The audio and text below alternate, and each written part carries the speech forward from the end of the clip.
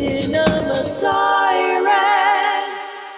The first big summer blockbuster may be upon us with writer-director Joss Whedon's The Avengers, The Age of Ultron.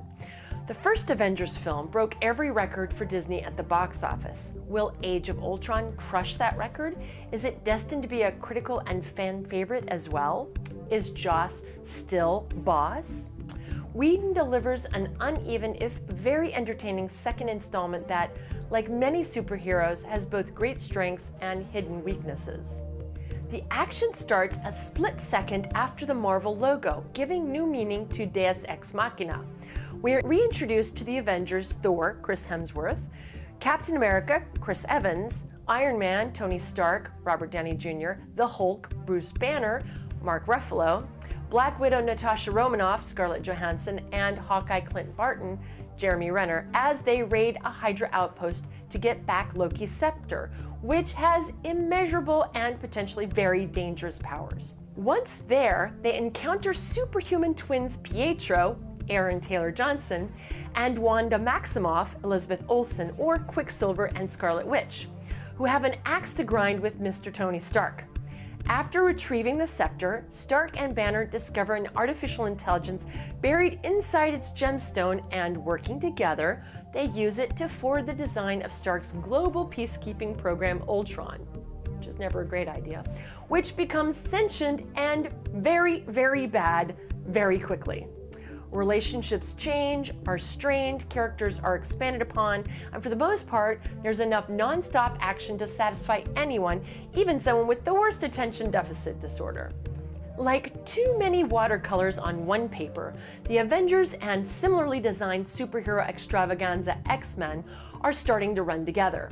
Like X-Men Days of Future Past, in the Age of Ultron, robots of a sort threaten the stalwart superheroes who just want to do good and keep the peace. Both anchor their stories in spectacular, eye-popping action set pieces and dip down into real-world, interpersonal relationships meant to deepen our connection with the characters, humanize them, and give us further reason to root for them. X-Men Days of Future Past achieves that aim far better than Avengers Age of Ultron does, because the pacing is more evenly distributed between the action and the more intimate moments. Joss Whedon writes and directs a film where the intense action and the scenes in which we make more emotional discoveries about the characters are kept very separate.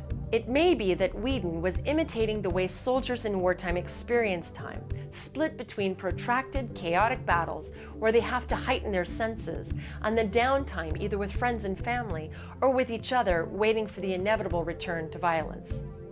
In that, he succeeds. Within another story element, which involves Scarlet Witch planting traumatic visions in the Avengers' brains, he also seems to be referencing how battle fatigue and emotional trauma play on the minds of soldiers. But don't get the idea that Age of Ultron is as dark as X-Men Days of Future Past, because it isn't, either visually or in tone.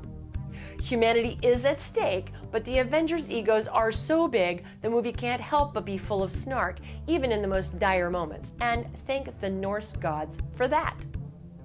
Another thing Age of Ultron and Days of Future Past have in common is the sheer volume of pedigreed actors tested at the box office, mixed with newcomers that stir up lagging interest. The new characters introduced in Age of Ultron are a major positive for the movie. Quicksilver and Scarlet Witch are not well developed as characters, but are compelling, and their powers are fascinating.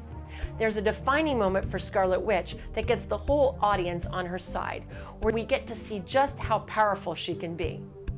Another great addition is Vision, played by Paul Bettany, a wise android with a complex, noble morality that transcends human understanding. With this many characters, it's difficult to parse out enough meaty lines to define each role. Whedon chooses to focus a bit more on Hawkeye, Black Widow, and the Hulk, all three of which we get to know far more than we ever have before. The rest get their share of one-liners and moments of badassery, to be sure. Also, there are a number of delicious cameos.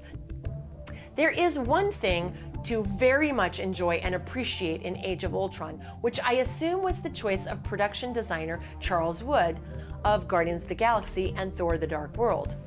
It's the sort of living tableau of comic book art, clearly heavily influenced by the artwork of comic book cover genius Alex Ross.